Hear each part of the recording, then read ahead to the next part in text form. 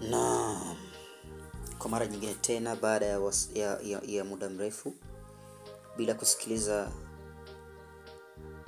simulizi yetu safi kabisa inayokwenda kwa jina la Kufa Tu Hakuna Namna. Tumepoteza ladha kwa kipindi kirefu. Najua mlitumisi wasikilizaji wa Ulimbo wa Simulizi. Naam, nisikwambie maneno mengi, lakini kama ni mgeni katika channel ya Ulimbo wa Simulizi, na kuomba kwa moyo wa dhati kabisa bonyeza alama ya neno subscribe, lakini pia bonyeza alama share ili na wenzako waweze kuburudika ambao unaomiliki katika simu yako au katika mitandao yako ya kijamii. Naam, mimi ni Kanban Ahmad ambaye ninapatikana kwa namba za simu 0717 7221 na mwisho ni 81. Naam, tulipokuwa tumeishia katika sehemu ya 5 ni baada ya Katarina kupewa taarifa na shoga yake Emiliana kwamba Zidu mumewe yupo katika hoteli anafanyayo kazi na mwanamke mwingine. Kata moyo unamuuma, ila anafuta wazo la kwenda kumfumania, kwani amjuavyo Zidu kumfumania hakutamjenga bali ndo atazidi kubomoa anachopanga. Ni baada ya wao kumaliza kata aende akachunguze ni mwanamke gani huyo anayemzuzua mume wake. Kweli Katarina anaenda na kugundua ni Salome, katibu muhtasi wa mume wake. Moyo ulimripuka kwa maumivu makali sana, ila anaamua kurejea nyumbani, ambapo kwa bahati mbaya kutokana na foleni kubwa Katarina alifika saa 2 usiku nyumbani kwake akamkuta Zidu. Na Zidu alichukua mkanda tayari kwa kumwadhibu. Je, unahisi nini kitaendelea, msikilizaji wa Ulimbo wa Simulizi? Tusonge katika sehemu hii ya 6 ya riwaya hii ya kusisimua. Zidu ile anaushusha mkanda tena akiulenga usoni. Katarina sasa akiwa kapandwa na jazba akaukwepa kwa kuinama. Alipoinuka akapiga hatua moja nyuma, akaukunja mguu wake na kufyatua kasi. Teke kali likamwendea Zidu, ambalo kwa kuwa hakutegemea ni pigo lile likampeleka akajigonga ukutani na kuporomoka chini. Zidu akajiamsha huku akinungunika. Wazee, hii imenichekesha kidogo. Zidu leo kakutana na katili wa kike, anafungua mawashi kinyama, maurasuki, anapiga mateke, yoko za kueleweka. Basi Zidu akajiamsha huku akinungunika.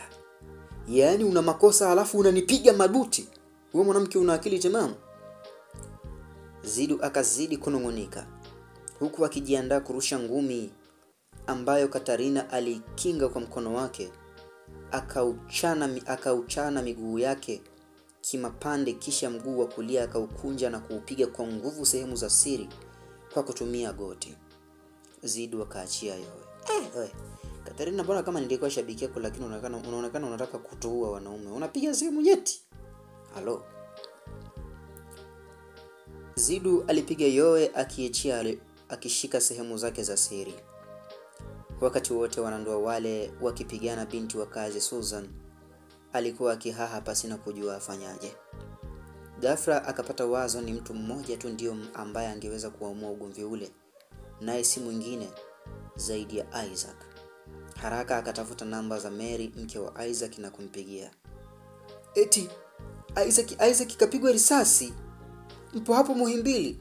Sawa, nawaambia.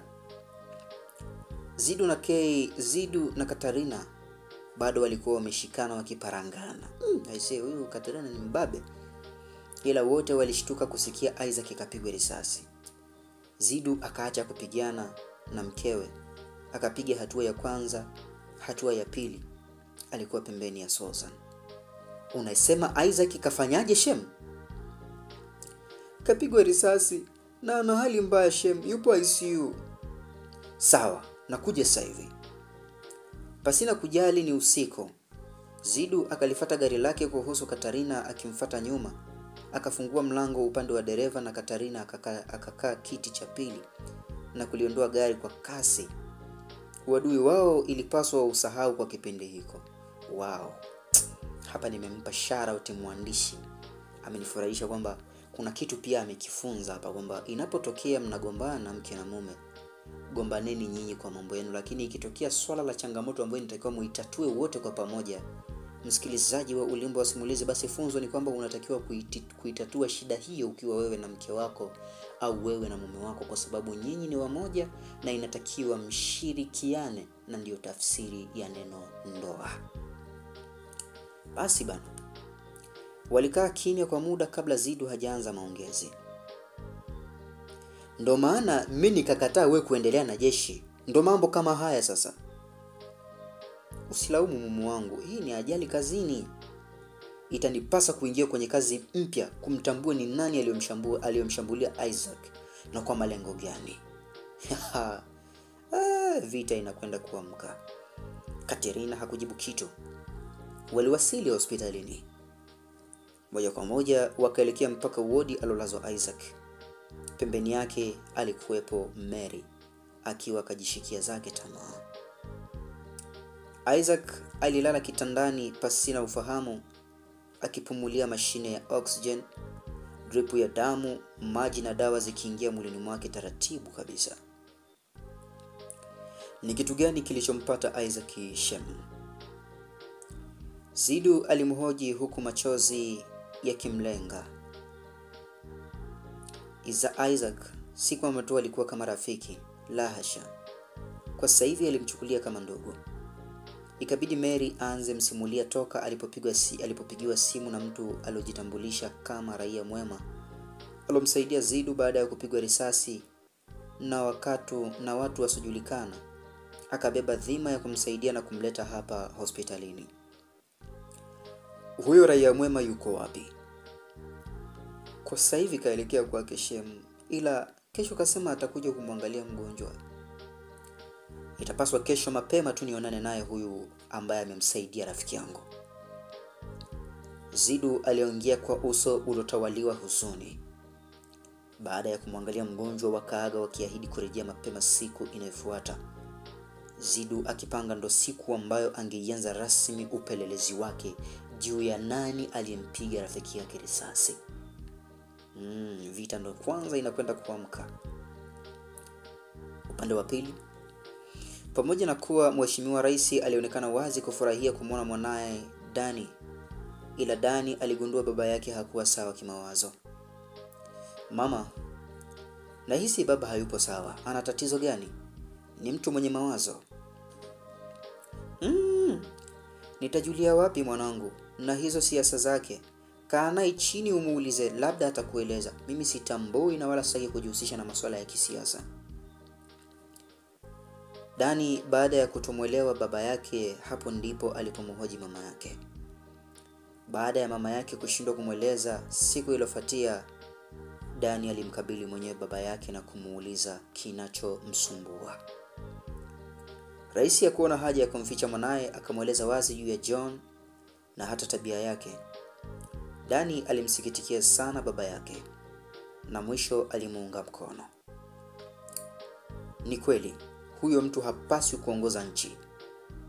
Rais akatabasamu. Wanishauri tufanyaje mwanangu? Dani kwa dakika kadhaa alikaa kimya. Yamkini alikuwa katika mawazo mazito na ghafla akaachia tabasamu. Shida yako baba ni mwandishi utakayekuwa unamvujishia siri za Jay, kisha yeye anazitoa katika vyombo vya habari. Zena atafaa baba. Zena ndio nani? Ikabidi sasa Dani amueleza baba yake kuhusu huyo Zena, uhodari wake mpaka kufikia kufungwa baada ya kusemekana kuwa yeye ndo aliyemuua kamanda wao.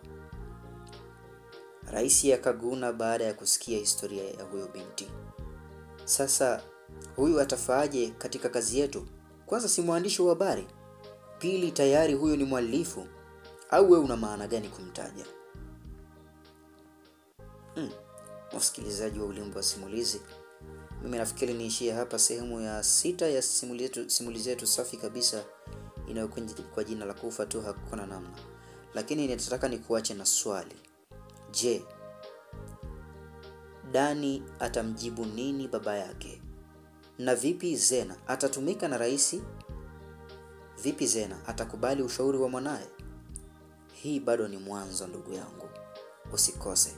Weka majibu hapo chini katika comment section, kisha niambie unafikiria nini, kwamba Dani atamjibu nini baba yake baada ya baba kumuuliza mtazamo wa mwanawe juu ya Zena. Na Zena atatumika na rais, atakubali ushauri wa mwanae? Yaani rais atakubali ushauri wa mwanawe? Songa na mimi twende pamoja. Tukutane sehemu ya 7 na mimi nikiwa Kani Ahmad, ambaye ninapatikana kwa namba za simu 07177221 na mwisho 81. Lakini yule nguli ambaye anakufanya utaradadi simu nyingine ni Zuberi Musa Maruma, ambaye unampata kwa namba za simu 0759 427653. Na asante na chao.